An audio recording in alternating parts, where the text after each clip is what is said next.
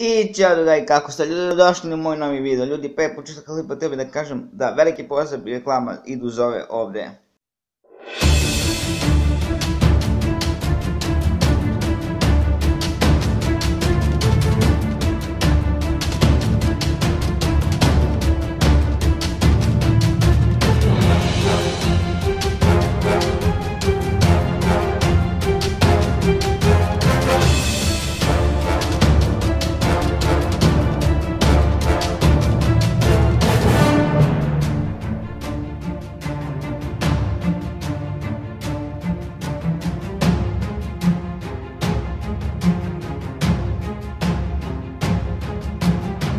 Što je on meni bio optužio kako sam ja napravio kanal, kako sam ja pisao po komentarima, a u stvari pogledajte u video, pogledajte u pozivu šta je on rekao, šta je posle njegov drug rekao, jer oni dvojice su bili zajedno i oni su zajedno napravili kanal.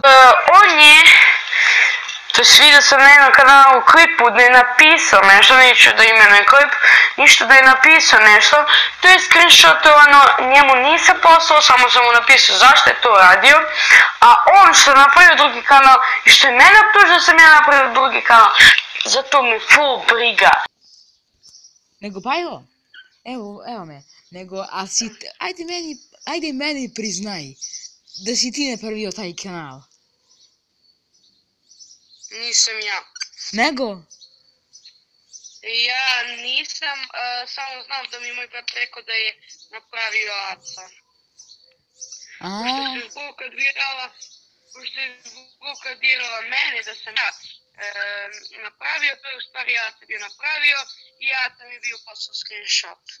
Ja sam samo ovo. A i na tim smo telefon. A što si krivio majka da on napravio? Što si rekao to da on napravio? Što on je napravio? A što si ti rekao u rent da je Marko napravio? Poprkao sam, trebao sam kažem Aca. Sad mi krivo što nisam rekao. A možda ću izbrišem pa ću da napravim da je Aca rekao. Aco? Aj, možda mi kažeš, čekaj, šta je radio Pavle? Kad? Šta? Pa za ovaj kanal. Ništa, samo to pisao i poslao, vajde dušam, vajde, ne pojem. Znači on poslao i ovo? A i on napravio kanal? Jeste, šta bi ja pravio? Ne, znam. A znači, čekaj, vi ste školski drugovi? Pa dobro, znači to sam htio da kažem. Hvala ti. A čekaj, vidiš, on se sad pravi važan, kaže nije on napravio, kaže krivi mene. Dobro, hvala ti.